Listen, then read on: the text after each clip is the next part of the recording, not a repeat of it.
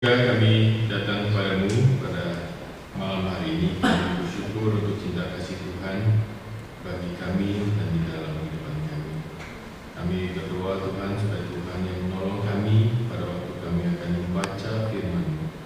Berikanlah kekuatan pada kami, berikanlah konsentrasi pada kami, tetapi terlebih lagi Tuhan, berikanlah pada kami pikiran yang boleh memahami firman-Mu dan hati yang mau melakukan.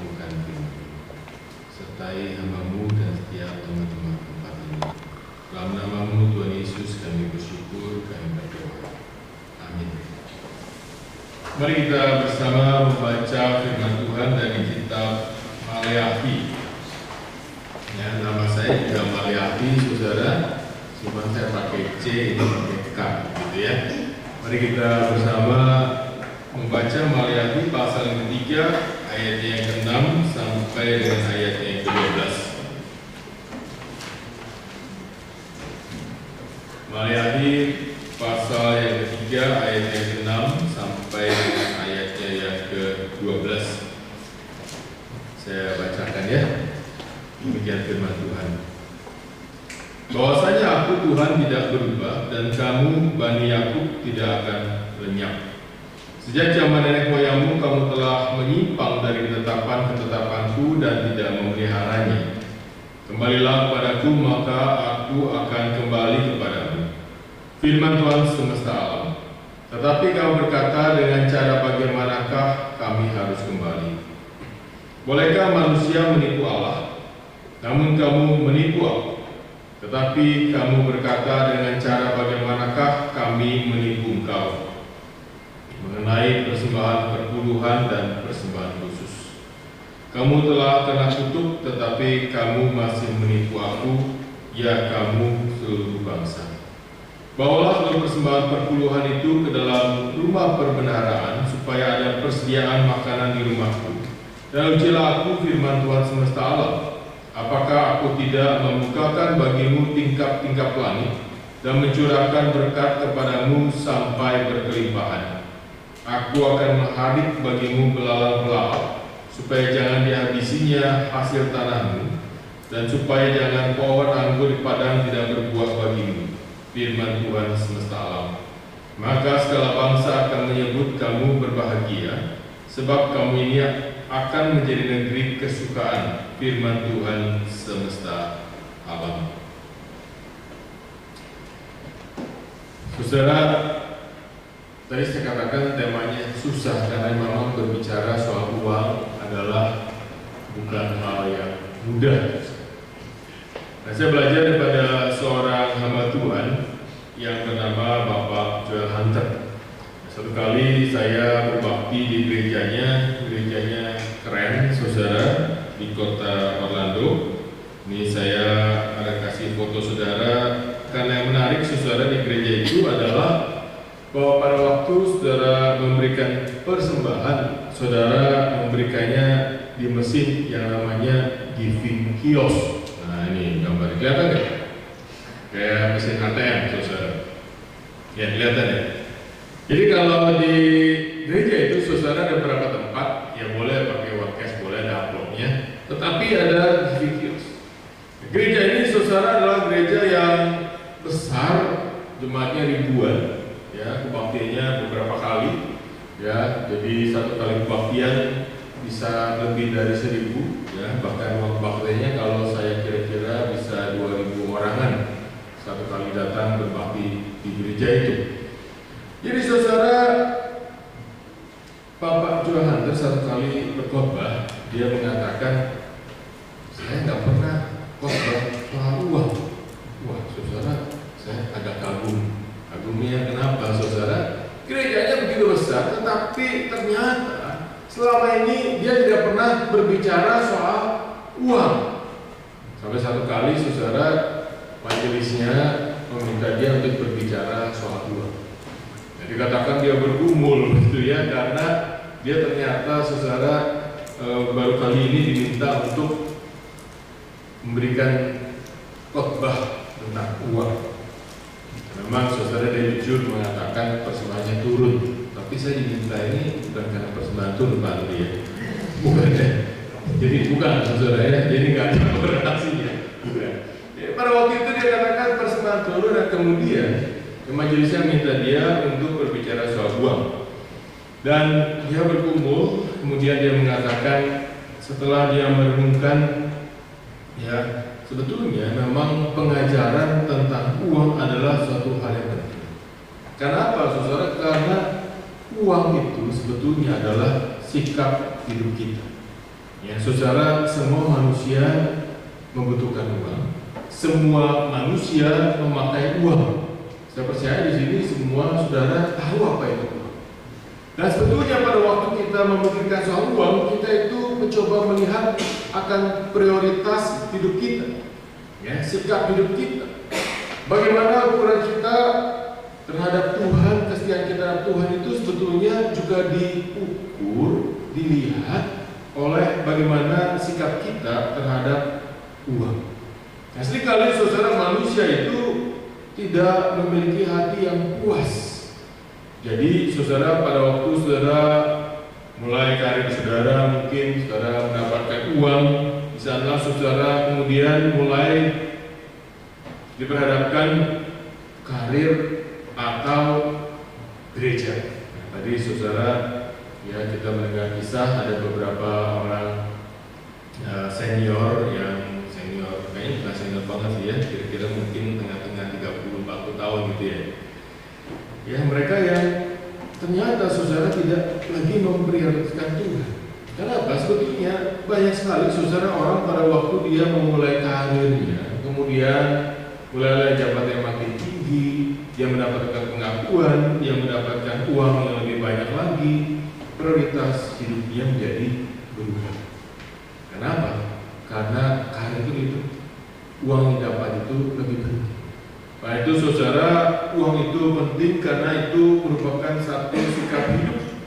Uanglah yang menjadi ukuran yang paling sederhana untuk melihat sebetulnya bagaimana konsep hidup kita bersama dengan Tuhan. Sehingga setiap kali saudara, saya diminta untuk berbicara soal perpuluhan, soal uang, ini adalah kesempatan bagi saya pribadi juga untuk mengintrospeksi diri saya. Berapa banyak kita tetap boleh memberi untuk Tuhan. Nah saudara, kitab Maleakhi adalah kitab yang ditulis sebetulnya pada waktu orang Israel itu ada kembali daripada pembuangan. Ya, kalau saudara melihat orang Israel, mereka satu kali dibuang ya pada tahun 586 dan kemudian mereka kembali ya ke tanah perjanjian di Yerusalem, dan itulah waktu bagi mereka untuk hidup berkumpul bersama untuk boleh membangun kembali komunitas mereka. Mereka kembali membangun bait Allah, mereka kembali untuk membangun ibadah mereka. Sehingga sebetulnya mereka memiliki satu kehidupan yang memang tidak terlalu mudah. Ya, bayangkan saudara, mereka dibuang, tempat mereka dikuasai oleh orang-orang yang lain. Kalau saudara membaca akan kisah daripada kitab Nehemia, kemudian mereka harus kembali lagi, mereka harus membangun kembali bait Allah, mereka harus membangun kembali kehidupan ibadah, dan mereka harus membangun kembali kehidupan mereka yang tempat yang baru. Oleh karena itu, saudara, mereka sebetulnya memiliki satu pergumulan. Dan rupanya kalau saudara melihat di dalam Maleakhi pasal yang ketiga ini, saudara, mereka tidak lagi memberikan perpuluhan. Kalau saudara perhatikan ayat 8, bolehkah manusia menipu Allah, namun kamu menipu aku, tetapi kamu berkata dengan cara bagaimana kami menipu engkau? Nah, Tuhan menjawab mengenai persembahan perpuluhan dan persembahan khusus. Nah, saudara, mereka rupanya melalaikan akan hal ini. Nah, kalau kita memperhatikan akan satu kehidupan tidak mudah, kenapa kita tetap boleh memberikan persembahan pada Tuhan, itu sebetulnya satu bukti bahwa kita menggantungkan hidup kita kepada Tuhan. Ya, kita menggantungkan hidup kita kepada Tuhan. Tuhanlah yang menguasai akan hidup kita. Kalau saudara membaca misalkan dalam kitab Nehemia pasal yang 13, mari kita buka Nehemia pasal yang 13. Kita membaca ayatnya yang ke-10 sampai dengan ayatnya yang ke-12. Nehemia pasal yang 13 kita membaca ayatnya yang 10 sampai yang 12. Sini katakan oleh Nehemia ada gambaran tentang situasi yang ada dalam kitab Maliaki. Juga berdapati bahwa sumbangan-sumbangan bagi orang-orang Lewi tidak pernah diberikan, sehingga orang-orang Lewi dan para penyanyi yang bertugas masing-masing lari ke ladangnya. Ya, mereka juga perlu hidup, ya, karena nggak ada persembahan, mereka lari ke ladangnya. Aku menyesali para penguasa, kataku, mengapa rumah Allah dibiarkan begitu saja, lalu kukumpulkan orang-orang Lewi itu dan kukembalikan pada tempatnya. Jadi saudara, karena orang Lewinya pergi untuk mencari uang, ternyata rumah Tuhan itu menjadi terbengkalai. Tidak ada yang memelihara, tidak ada yang menjalankan tugas di rumah Tuhan. Ayat 12, maka seluruh orang Yehuda membawa lagi persembahan perpuluhan daripada gandum, anggur dan minyak ke perbendaharaan. Nah, inilah gambaran yang terjadi, saudara. Pada waktu saudara mereka melalaikan apa yang menjadi tugas mereka, ada satu konsekuensi, yaitu orang-orang Lewi yang seharusnya memperhatikan ibadah ternyata harus mencari kehidupan. Ya, sehingga yang terjadi adalah ketidakseimbangan sosial dalam kehidupan mereka. Ketidakseimbangan di mana ibadah itu menjadi dilalaikan. Betul nggak ya? Konsekuensinya tidak memberikan perpuluhan adalah ibadah itu menjadi terlalaikan. Rumah Tuhan tidak terpelihara.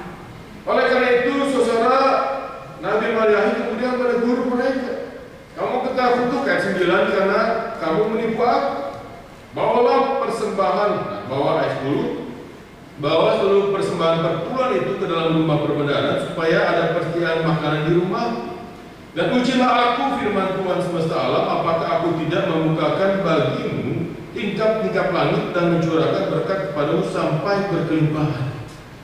Nah, saudara, ayat ini sering dipakai untuk menunjukkan, ya, khususnya oleh mereka-mereka yang memiliki paham, ya, yang kita kenal dengan teologi sukses. Kalau kamu memberikan perpuluhan, maka kamu pasti akan diberkati, kamu akan menjadi kaya. Ini kadang-kadang hitung-hitungan, ya, Tuhan berkati 10 kali lipat, 100 kali lipat, 1000 kali lipat dan sebagainya. Tetapi sebetulnya kalau saudara melihat konteksnya tidak demikian. Mereka itu, saudara, pada waktu itu sebetulnya di dalam keadaan yang tidak terlalu baik. Ingat, baru kembali pembuangan. Tetapi Tuhan kemudian mengatakan kamu juga tidak boleh melalaikan ibadah yang harusnya dilakukan. Dan itu perlu akan persembahan perpuluhan. Nah, kalau kamu melakukan semua itu, inilah bukti bahwa kamu bergantung di dalam kehidupanmu kepada aku, kepada Tuhan. Masakan aku tidak sanggup untuk memelihara kehidupan? Ya, kira-kira saudara melihat logikanya di sini. Ya, jadi dalam keadaan susah pun kalau kamu memberikan persembahan kepada Tuhan, maka Tuhan adalah Allah yang baik dan akan memelihara kehidupanmu. Tetapi, ya, siapapun dia kaya, dia miskin, dia punya uang banyak, dia tidak punya uang banyak, pada waktu memberikan perpuluhan itu, maka kehidupan di rumah Tuhan itu akan berjalan. Dan semua kita percaya kepada Tuhan, dan kemudian kita menyerahkan hidup kita kepada Tuhan untuk bergantung kepada Tuhan. Di sanalah sebetulnya, saudara, bukti bahwa kita percaya pada Tuhan. Tuhan mengatakan, apakah aku tidak mampu untuk memelihara itu? Itulah konsep daripada persembahan.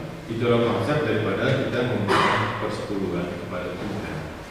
Nah, kalau saya bertanya kepada saudara, kira-kira persembahan perpuluhan bagi orang Israel itu berapa persen? 10%. Coba kita hitung-hitung ya. Buka beberapa ayat boleh ya. Kita buka Bilangan 18 ayat yang ke-21. Bilangan 18 ayat yang ke-21. Ya, jadi ini persis seperti Nehemia tadi mengenai Bani Lewi, sesungguhnya aku berikan pada mereka segala persembahan persepuluhan di antara orang Israel sebagai pusakanya untuk membalas pekerjaan yang dilakukan mereka, pekerjaan pada kemah pertemuan, ya, untuk orang-orang yang melayani di rumah Tuhan, ya, itu adalah untuk orang Lewi. Mari kita lihat saudara Ulangan pasal yang ke-14. Ulangan pasal yang ke-14. Kita membaca beberapa ayat ya. Ulangan pasal yang ke-14 ayat yang ke-23. Ya, kalau kita baca 22 ke 23 dulu ya. Haruslah engkau benar-benar mempersembahkan 1/10 dari seluruh hasil benih yang tumbuh di ladangmu tahun demi tahun.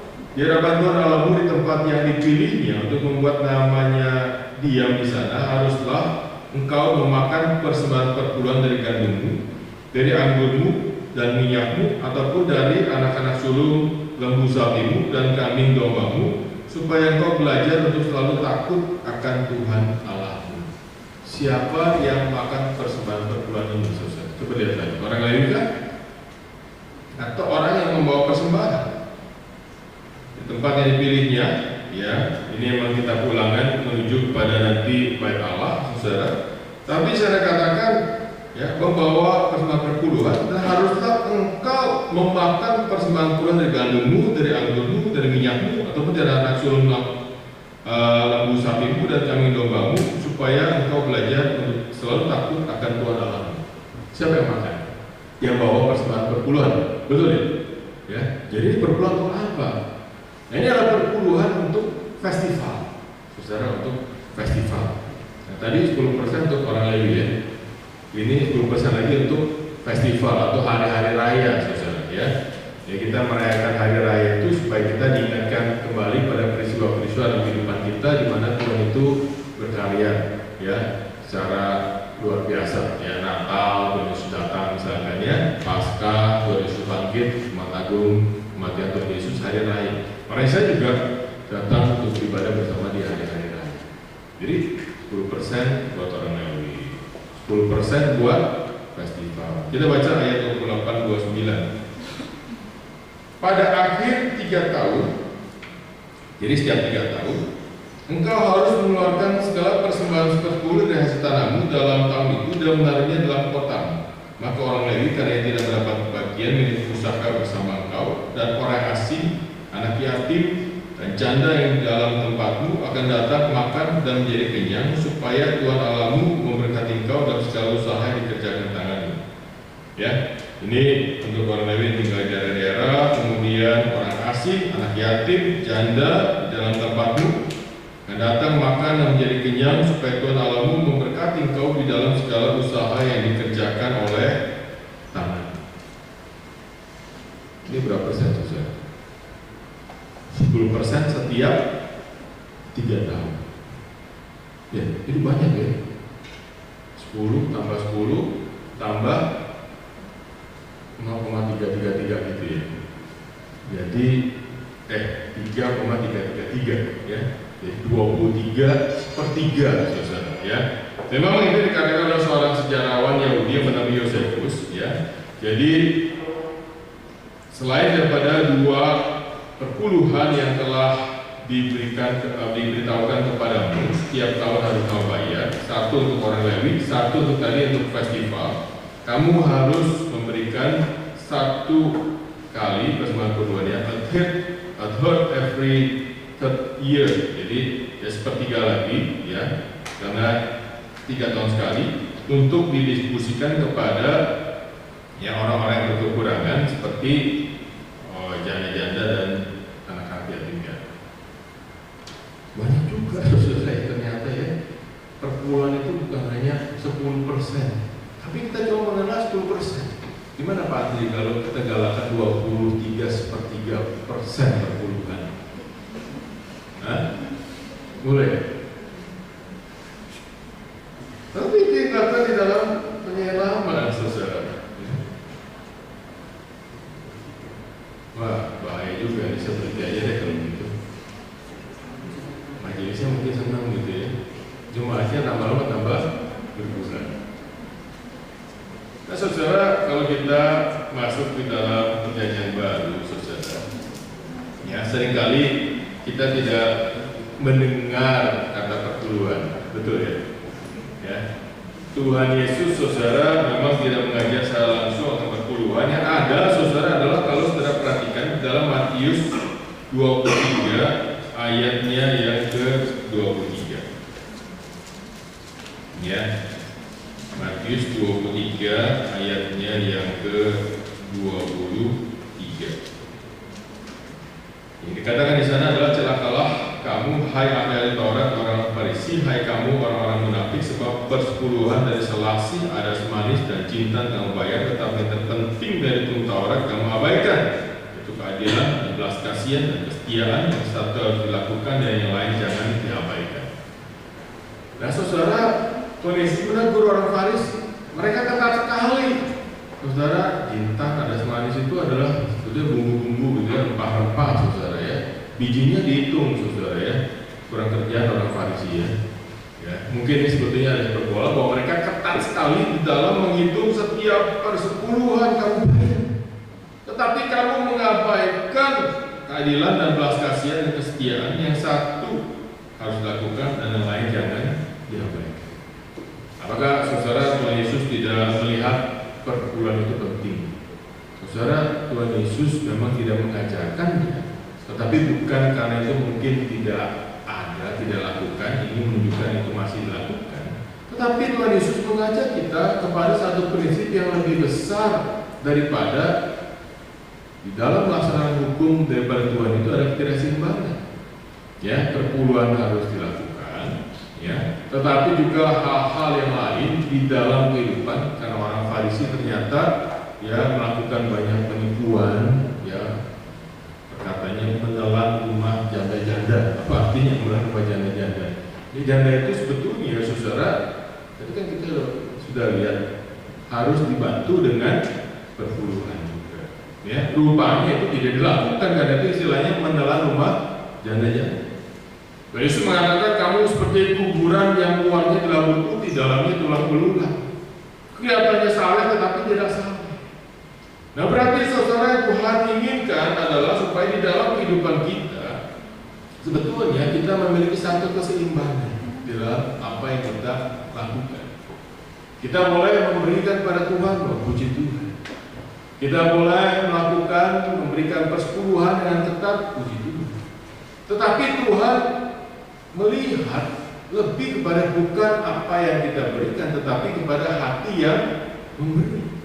Oleh karena itu, saudara, kalau saudara melihat di dalam 2 Korintus pasal yang ke-8, ini seringkali dibacakan di dalam, ya, pada waktu kita memberikan persembahan, saudara, dalam 2 Korintus pasal yang ke-8, ya, di sana saudara dikatakan, ya, memberikan dengan apa, saudara? 2 Korintus pasal yang ke-8, ya, ayat yang ke-3 dan ke-4, aku bersaksi bahwa mereka telah memberikan menurut kemampuan mereka, bahkan melampaui kemampuan mereka. Dengan kerelaan sendiri, mereka meminta dan mendesak pada kami supaya mereka juga boleh kasih karunia untuk mengambil bagian dalam pelayanan kepada orang-orang kudus. Ya. Kemudian ayatnya yang ke-12, sebab jika kamu rela untuk memberi, maka pemberianmu diterima. Kalau pemberianmu itu berdasarkan pada apa yang ada padamu, bukan berdasarkan apa yang tidak ada padamu. Di dalam ayat yang pasal yang ke-9, ayat yang ke-7, hendaklah masing-masing memberikan menurut kerelaan hati, jangan dengan sedih hati karena paksaan, sebab Tuhan mengasihi orang yang memberi dengan sukacita. Ya, orang yang memberi dengan sukacita. Jadi pada waktu Paulus mengumpulkan persembahan ini, dia tidak berbicara soal perpuluhan, tetapi memberi dengan apa yang kita miliki, memberi dengan sukacita dari apa yang ada pada kita. Nah saudara, oleh karena itu ada prinsip yang lebih besar daripada sekedar menghitung secara ketat perpuluhan. Ya memang yang dikenal saudara adalah sepersepuluh. Nah sebetulnya situasi tentunya berbeda. Pada waktu itu saudara, orang Israel ada di dalam struktur masyarakat agraris yang perlu saling membantu satu dengan yang lainnya. Ya, jadi sehingga saudara ada persembahan yang memang saudara diberikan khusus untuk mereka. Saya rasa zaman sekarang juga ada. Saudara pernah dengar apa yang disebut dengan diakonia? Ya, kadang-kadang gereja memiliki persembahan diakonia. Nah inilah salah satu seperti yang dikatakan dalam perjanjian lama, bukan? Ya. Saudara, ada persembahan-persembahan untuk Natal, misalkan dimana kita bisa merayakan Natal, bukan untuk foya-foya tentunya, tetapi untuk dapat kita merayakan dengan baik. Itu adalah persembahan-persembahan yang juga kita berikan.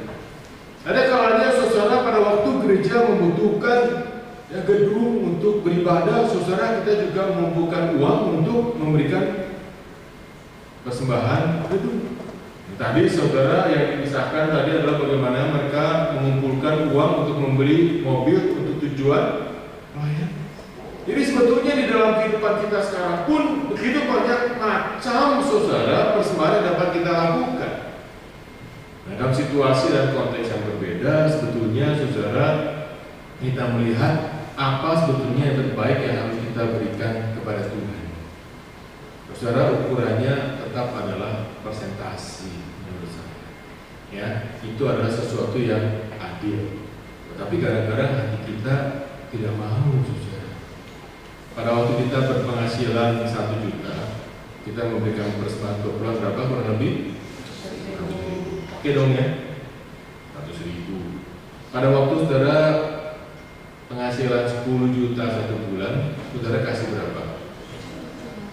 1 juta ya? Masih oke ya? Masih oke. Pada waktu saudara punya penghasilan 100 juta, kasih 10 juta ke gereja kayaknya agak kegedean ya? Betul nggak? 100 juta loh sebulan, kasih kok 10 juta, kok rasanya gede ya buat gereja ya 10 juta ya. Pada waktu saudara punya penghasilan 1 miliar 1 bulan, ya ceritanya saudara ya, ada nggak? Siapa tahu saudara, jangan kecil hati. Ya kalau Tuhan memberkati saudara bisa aja 1 miliar 1 bulan, oke lah. Saudara kasih 1 bulan 100 juta kepada Tuhan, ya untuk gereja. Rasanya ya agak kegedean Tuhan ya. Pendeta itu cukup gajinya gak usah 100 juta begitu ya. Gereja juga bisa operasional, kan banyak orangnya jemaatnya. Kalau jemaatnya 100, masa aku kasih 100 juta Tuhan sebulan? Oh nanti bergantung kepada saya dong. Gak bener ini. Kira-kira pandangan saudara begitu atau enggak? Nah kenapa saudara ukuran yang paling baik sebetulnya adalah persentase? Karena saudara menghitungnya dari 10%-nya diberikan pada Tuhan. Saudara nggak pernah ngitung yang 90% ya saudara nikmati, betul ya? Kalau kamu punya penghasilan 1 miliar 1 bulan, ya 900 juta kan bisa kamu pakai, betul ya?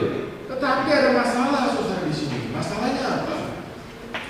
Saudara, dengan meningkatnya penghasilan kita, meningkat juga hutang kita. Ya, percaya nggak?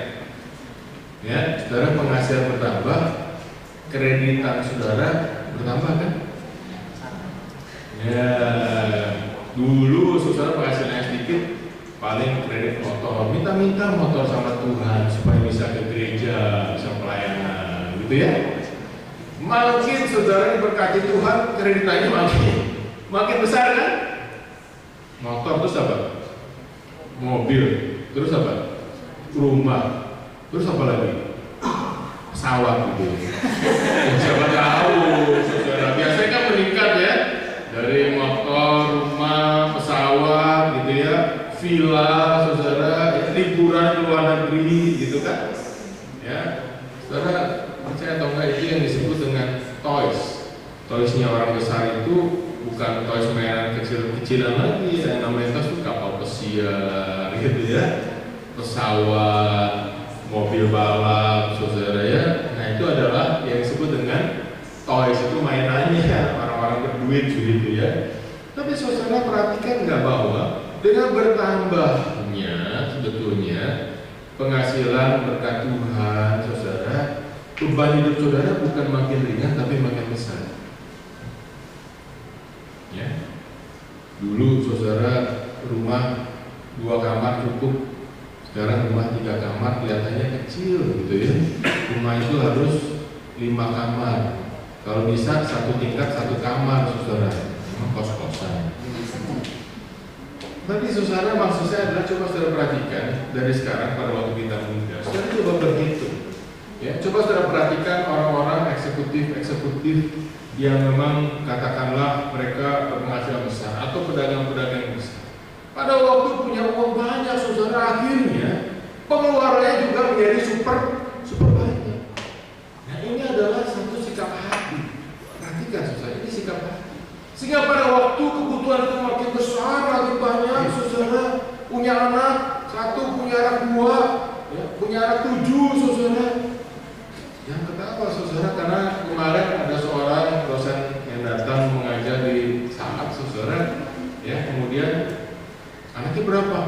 Anaknya 7, saudara. Kelihatannya lebih muda dari saya, tapi anaknya 7, saudara, ya. Pada waktu saudara punya anak makin banyak, kebutuhan makin besar. Belum lagi nanti anaknya mesti kuliah. Kuliahnya kan nggak bisa, saudara, di Indonesia. Kuliahnya harus pergi ke luar negeri. Kalau bisa ke sekolah yang paling mahal, saudara. Terus terang, saudara, ini adalah satu sikap itu. Sehingga kebutuhan yang makin besar itu membuat kita pada waktu kita memberi untuk Tuhan, ya, kita memberi untuk Tuhan itu menjadi apa? Menjadi makin ringan atau menjadi makin berat? Makin berat, saudara. Oleh karena itulah, saudara, Tuhan itu seperti mengajak kita.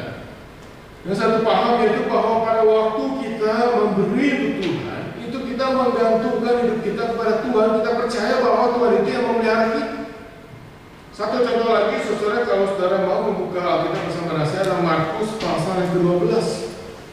Markus pasal ke-12 ayat yang ke-41 sampai dengan ayatnya yang ke-44. Ya. Markus 12 ayat 41 sampai ayatnya yang ke-44. Pada satu kali Yesus duduk menghadapi peti persembahan dan memperhatikan bagaimana orang banyak memasukkan uang dalam peti itu. Banyak orang kaya yang memberi dalam jumlah yang besar. Lalu datanglah seorang janda miskin dan dia masukkan 2 peser, yaitu 1 duit. Kok Tuhan Yesus tahu, ya, memberikan dalam jumlah yang besar? Gampang aja, saudara. Ya, dari grammarnya ketahuan. Ya, karena apa? Karena uang pada waktu itu bukan uang kertas, kan? Uang apa? Uang receh, uang logam maksud saya. Ya.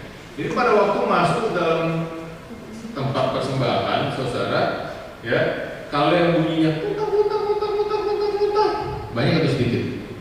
Banyak, ketahuan kan? Nah, pada waktu janda ini datang, dia memberikan 2 peser. Peser itu mata uang yang paling kecil, saudara, itu apa? Koin yang paling kecil nilainya. Ya, 1/64 dinar. Dinar itu pas 1 hari kerja. Ya, kalau sekarang saudara mau tahu, itu upah yang paling kecil atau logam yang paling kecil. Katakanlah, karena 500, 200 ada yang jarang lah. Atau 1000 lah, begitu ya. Jadi kasih saudara 1000.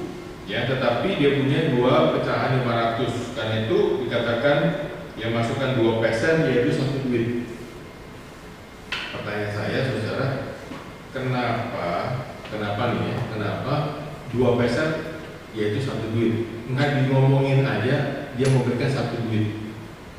Jadi bayangannya, saudara, dia punya 2 koin 500 kan 1000. Kenapa Tuhan nggak mengatakan dia kasih 1000 rupiah saja, misalkan, kalau kita dengan contoh yang sehari-hari sekarang? Kenapa sampai 2.500-an yaitu 1000? Kenapa? Pernah pikir ya kenapa? Enggak ya? Apakah ini untuk keakuratan catatan Alkitab, saudara? Ya, ditulis 1000 juga tetap akurat, kan? Dari segi akuntansi boleh dong 1000. Tapi saudara, dia punya 2 uang logam yang kecil. Sebetulnya di sini dia punya pilihan. Dia kasih 1 atau dikasih dua-duanya. Betul nggak? Ya. Dengan dikatakan 2 peser, berarti dia punya kesempatan untuk kasih 1 peser. Yang satu lagi gimana? Dia mungkin dia beli sedikit tepung untuk dijadikan roti untuk makan. Dia punya pilihan.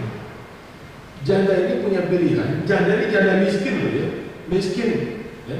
Saudara, orang miskin pada waktu kalau tulis miskin itu miskin benar-benar. Ya, berarti dia mendapatkan bantuan, katakanlah diakonia sebetulnya. Ya. Jadi pada waktu itu saudara, dia punya pilihan. mau kasih satu atau mau kasih dua-duanya. Nah, kalau saudara baca terus ayat 43, maka dipanggilnya murid-muridnya berkata pada mereka, aku berkata kepadamu sesungguhnya janda miskin ini memberi lebih banyak daripada semua orang yang memasukkan uang ke dalam peti persembahan. Sebab mereka semua memberi dari kelimpahannya, tetapi janda itu memberi dari kekurangannya, semua yang ada padanya, yaitu apa? Seluruh nafkah. Dia nggak punya apa-apa lagi. Dan dia punya pilihan. Karena Tuhan mengatakan dia memberi lebih banyak daripada yang lain. Ada beberapa pertanyaan di sini, saudara ya. Kalau gitu habis itu hidupnya gimana?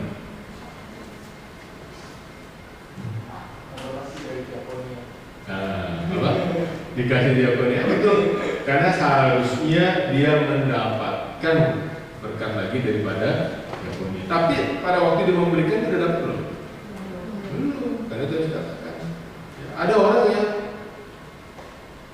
ya udahlah, satu saya kasih, satu ini jaga-jaga begitu ya. Bukan berarti saudara nggak boleh punya tabungan, bukan itu efeknya ya. Tapi kisah ini menunjukkan saudara, dia berani memberikan pada Tuhan. Karena apa? Karena dia percaya Tuhan itu pasti akan memelihara hidupnya. Mirip sama tantangan Nabi Maleakhi kan. Masakan kita nggak percaya Tuhan itu memelihara hidup kita. Dan di sini kita melihat saudara sebetulnya Tuhan itu adalah Tuhan yang mampu menolong kita.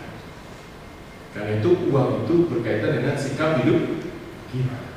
Bagaimana prioritas daripada hidup kita. Saudara, tahun 2014 akhir itu mama saya meninggal. Ya. Saya sedih, saudara, tetapi saya bersyukur karena Tuhan memimpin. Ya. Nah, saudara terus terang ya, pada waktu kita setelah meninggal kan ada orang memberikan apa namanya bantuan ya, itu apa sebutnya PayPal gitu ya. Kita buka, kita hitung. Ada satu saudara PayPal yang isinya jumlahnya kecil saudara. Sehingga saya itu Rp5.000, 2.000 atau 5.000. Saya rasa Rp5.000 saudara. Ya, kemudian bapak saya lihat. Kemudian bapak saya tahu, oh ini tukang parkir di depan gereja. Bapak saya pendeta, saudara. Ya, saya nggak melihat tukang parkir itu datang, kayaknya dia titip, mungkin titip sopir atau siapa, masukkan ke dalam peti PayPal. Saudara, sekitar 2.000 sampai 5.000 rupiah. Saudara, pada waktu itu saya memiliki satu rasa yang berbeda, saudara. Kenapa ya saya kok menghargai uang yang sedikit? Karena saya tahu saudara bahwa tukang parkir ini adalah orang yang susah sebetulnya. Ya, hidupnya pasti tidak sekaya daripada orang-orang yang lain, tapi kok masih punya hati untuk memperhatikan kita, gitu kan? Ya, saudara bahagia sekali pada waktu saya melihat bahwa ternyata kehidupan daripada orang tua saya itu ya membuat tukang parkir ini mau kok memberi dari segala apa yang dia miliki sederhana. Saya percaya itulah hati Tuhan. Kenapa? Karena Tuhan melihat hati daripada setiap kita yang memberi. Itu memberi dengan sukacita. Saudara, pertanyaannya kembali, berapa persen yang saudara berikan kepada Tuhan? 10%, 20%, 23,3%. Ya. Kalau kita kembali melihat pada prinsip di dalam perjanjian baru, saudara, memang Tuhan tidak mengajarkan, tetapi menambahkan persentase, ya, menambahkan inti daripada persembahan itu, memberikan dengan sukacita. Berarti itulah pertumbuhan saudara dengan Tuhan. Ya, yang dikenal dengan perpuluhan mungkin sesuatu yang wajar, yang baik kita berikan kepada Tuhan. Tapi di sanalah saudara sebetulnya kita boleh menentukan berapa daripada apa yang kita miliki bisa kita berikan kepada Tuhan. Karena tadi katakan bukan daripada apa yang tidak kamu miliki, tetapi dari apa yang kamu miliki. Jangan malu saudara untuk memberi, ya, walaupun penghasilan kita itu sedikit. Jangan sungkan saudara untuk membeli atau memberi, maksud saya, kalau penghasilan saudara itu banyak, maksud saya berapa banyak yang ada dalam hati saudara yang saudara ya tentukan bersama dengan Tuhan. Cobalah kita melihat bahwa itulah menggantungkan diri kita kepada Tuhan. Ya. Saudara, 10% itulah angka yang baik menurut saya. Di sana saudara melihat itulah yang Tuhan nyatakan kepada kita. Lebih dari 10%, puji Tuhan. Tetapi dalam pergumulan saudara bersama dengan Tuhan. Yang terpenting apa? Hati yang memberi, hati yang bergantung kepada Tuhan. Tadi saya cerita bapak saya, ya. Saya ingin mengakhiri renungan saya dengan kisah bapak saya yang dia saksikan saudara pada waktu mama saya meninggal. Sebetulnya saya sudah tahu, tapi dia menyaksikan di hadapan daripada orang yang datang pada waktu itu. Bapak saya saudara seorang pendeta, ya, dia emeritus. Pada waktu itu mama saya sakit dan membutuhkan uang yang cukup besar untuk berobat. Bapak saya kemudian berpikir kalau begini terus, ya boleh minta gereja, tetapi rasanya kok gereja menjadi berat ya, karena harus menanggung akan banyaknya biaya pengobatan. Jadi Bapak mengatakan kecuali masuk rumah sakit dan jumlah besar, semua obat-obatan yang biasa, saudara, ya, itu kita tidak tagihkan ke gereja.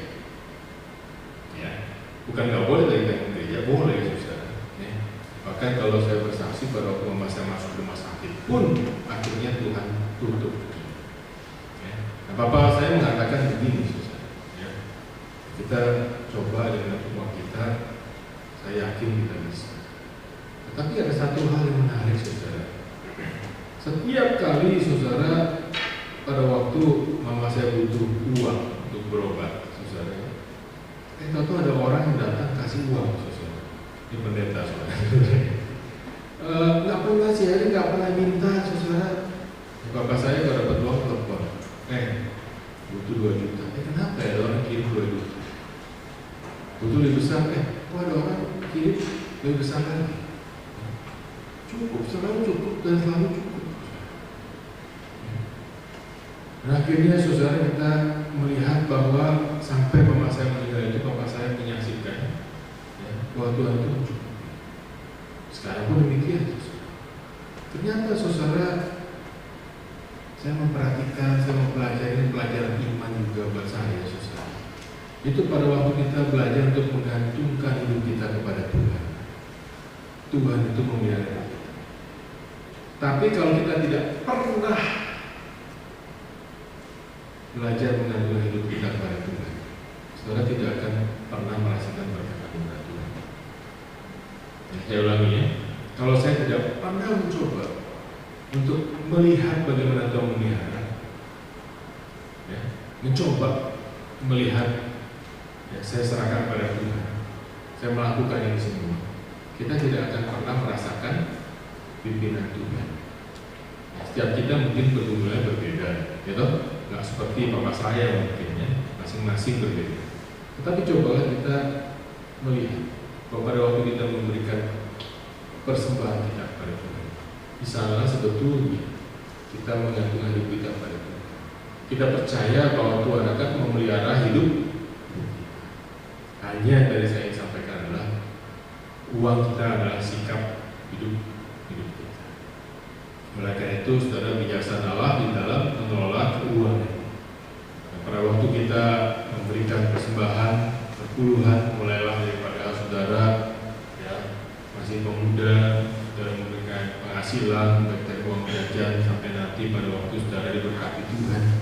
Di sana saudara akan melihat bahwa Tuhan sebetulnya memberikan hak istimewa kepada kita kalau kita boleh berbagian dalam pekerjaan Tuhan. Ya, Tuhan mau melihat isi hati kita semua. Oke. Jadi ini belum waktunya. Mau ada tanya jawab, mungkin ada yang mau bertanya, saudara tadi ada yang kurang jelas. Oke. Ya. Saya mau tanya, kalau maju ke depan gitu kan. Apa sebenarnya perlu maju atau nggak perlu gitu? Waduh, ini mesti jawab sama Pak Andri. Karena setiap gereja itu unik, ya. Jadi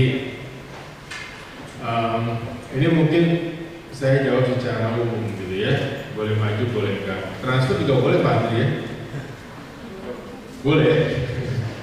Jadi maksudnya ada dua hal di sini. Yang pertama adalah yang tadi ditanyakan adalah metode.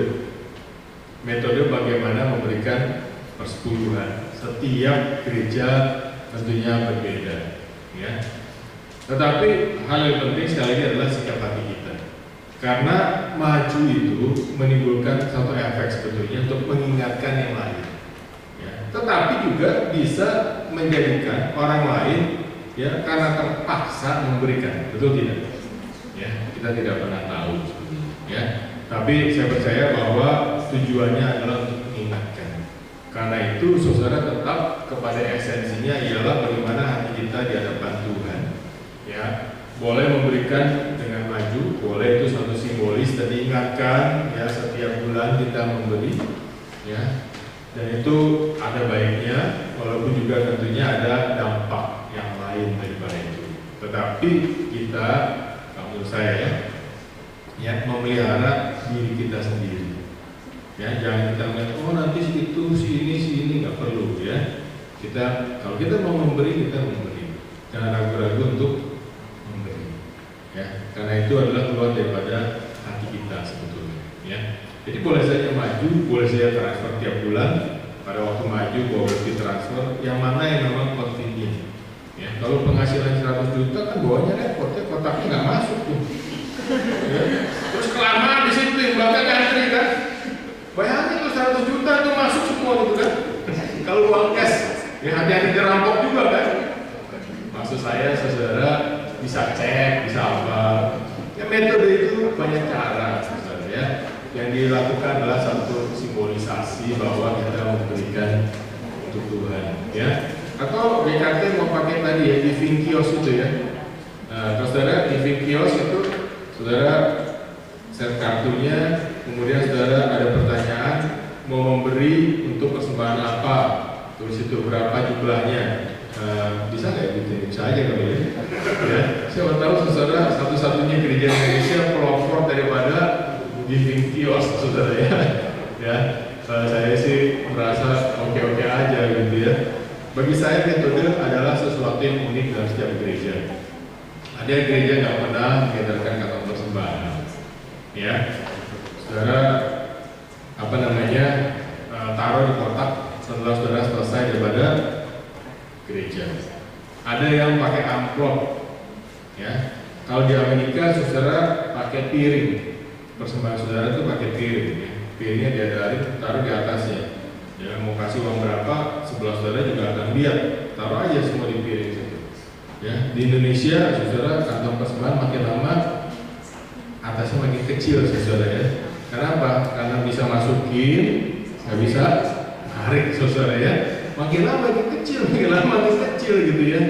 Itu metode daripada tiap gereja. Ada gereja kantong persembahannya nggak diadakan saudara, dia pakai tongkat panjang, tok gitu ya. Jadi ada tongkatnya panjang, persembahannya diginiin saudara, ya.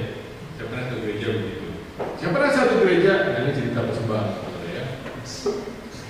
Suruh maju betul, ya. Persembahan pertama untuk gereja maju, saya maju saudara, ya. Terus persembahan yang kedua untuk ini, saya maju lagi. Lama-lama gak habis-habis saudara, saya 7 kali suruh maju saudara. Lama-lama terus terang uang cash saya habis. Jadi saya gak bisa kerja lagi kan. Jadi pada waktu itu saya merasa 7 kali, saya belum pernah ke gereja 7 kali. Ini gereja di daerah memangnya. Pesannya berapa kali? Gak sampai 7 ya? Gak sampai 7 ya? Karena ini gak ada ya. Cuma maksud saya itu adalah metode saudara, ya. Dan itu tergantung pada gereja. Kembali lagi saudara, firman Tuhan mengajarkan itu adalah sikap hati kita. Betul ya? Sikap hati kita, ya. Pelajaran tentang uang untuk menunjukkan kesetiaan kita kepada Tuhan. Kenapa? Setiap kali kita memberi apa, kita percaya Tuhan memeliharakan kehidupan kita. Ya, banyak contoh, banyak cerita, saksi yang bisa saya sampaikan, tetapi semuanya ada inti bahwa pada waktu memberi pada Tuhan, Tuhan memelihara hidup kita. Ya. Oke, satu lagi terakhir kalau ada yang mau bertanya, ya. Kalau kita kasihnya nggak ke gereja, tapi ke event sosial gitu, apa? Kepada event sosial. Ya kalau misalnya nggak event sosial, tetap untuk orang lain. Oke. Yang pertama ya, persembahan itu milik Tuhan, betul ya? Ya. Jadi harus diberikan kepada setiap pekerjaan Tuhan. Betul. Ya, kalau event sosial ya mungkin pakai yang lain misalnya, ya. Dan daripada perpuluhan boleh. Saudara mau kasih event sosial lain boleh. Nah, tadi kalau kita belajar kan ya, ini ada yang untuk rumah Tuhan. Ya, mungkin prioritas kita rumah Tuhan, tempat kita tumbuh, tempat kita berbakti. Ya. Tetapi boleh juga tadi untuk apa? Untuk diakonia misalkan kan? Diakonia itu di mana? Ya bisa di gereja, bisa di tempat lain. Saudara melihat orang yang membutuhkan, dalam pandangan saya pribadi, saudara boleh yang memberi. Yang mau ditunggu dari mana? Terserah saudara kan tadi. 10% misalkan itu angka yang fair, saudara mau tambah boleh, saudara mau bagi sesuai apa yang kita miliki dan bagaimana untuk menggerakkan hati kita. Kalau kita berdoa, saya percaya Tuhan akan menuntun, ya, kasihnya kemana. Tadi juga untuk festival. Jadi sebetulnya, ya, apa yang dikatakan kita adalah untuk berbagai macam hal. Ya, tetapi, ya, saya rasa terutama memang di tempat di mana kita beribadah, di tempat di mana kita bertumbuh, ya. Jadi boleh saja diberikan kepada yang lain. Dana misi boleh nggak? Boleh, saudara. Melalui misi daripada gereja boleh, saudara. Kenal seorang misionari yang mendukung juga boleh. Ya, itu tergantung pada bagaimana pergumulan kita bersama dengan Tuhan. Ya, tapi saya rasa jangan melalaikan gereja saudara. Jangan melalaikan tempat di mana saudara bertumbuh. Ya, di sanalah saudara diberkati dan saudara berbagian di dalam menjadi berkat juga di gereja.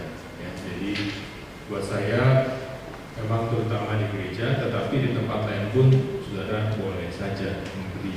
Ya, di mana yang saudara melihat itu membutuhkan. Ya, tapi sekali lagi prinsipnya itu adalah milik Tuhan. Ya, kalau sosial saudara boleh memberi. Ya, kalau memang itu bagian yang lain gereja itu jauh lebih baik lagi. Ya, kalau saudara punya dana yang lebih, saudara bantu untuk event-event sosial juga boleh.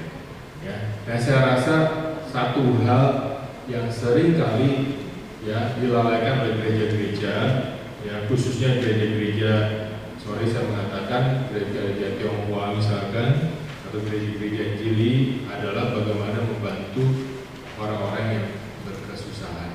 Ya, itu adalah bagian juga yang kita lakukan. Ya, itu adalah bagian pada pelayanan kita juga. Ya, jadi kalau boleh sebetulnya dikoordinir gereja itu jauh lebih baik lagi. Ya, karena apa? Karena memberi harus kepada pihak yang kita bisa percaya. Pihak yang bisa kita percaya. Siapa yang kita percaya tentunya kita kenal baik. Ya. Jadi saudara boleh kepada yang lain, tetapi saudara juga harus percaya bahwa itu dana dipakai dengan bijaksana. Ya.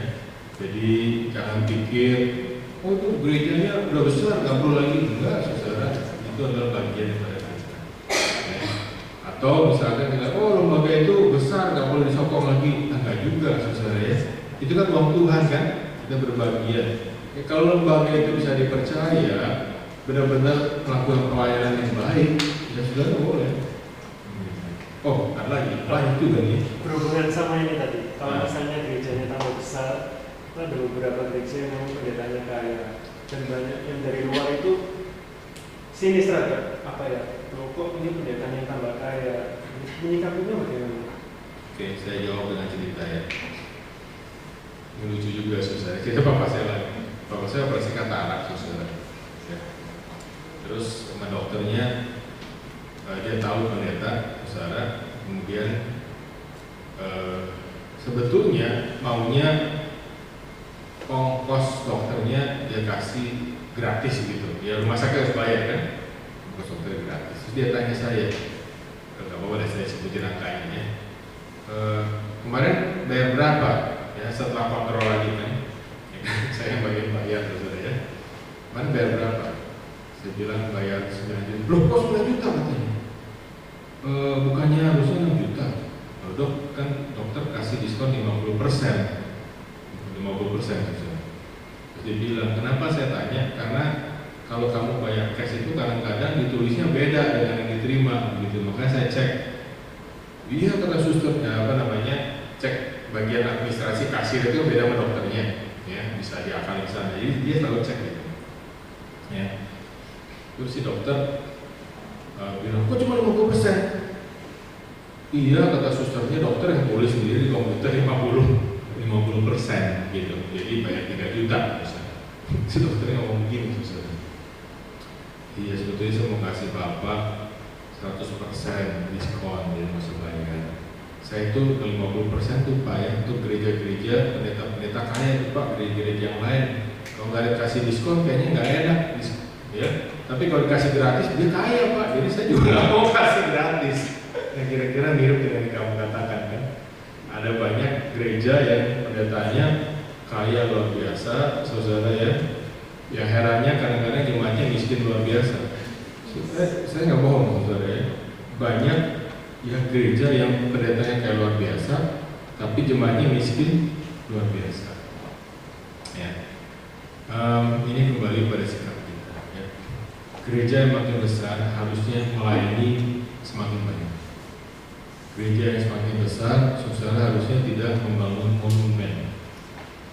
Ya. Saudara perhatikanlah bahwa di beberapa negara gereja itu sudah kosong, karena yang dibangun selalu adalah gedungnya. Paling gampang bangun gedung sebetulnya, saudara. Paling susah adalah membangun kerohanian daripada jemaat.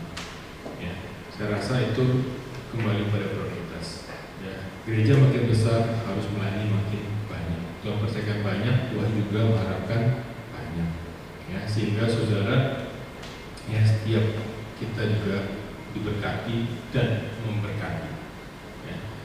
Jadi sebetulnya kalau ada orang sinis, ya kita nggak bisa mengontrol karena mereka melihat. Tapi yang penting kita bertanggung jawab terhadap Tuhan. Ya.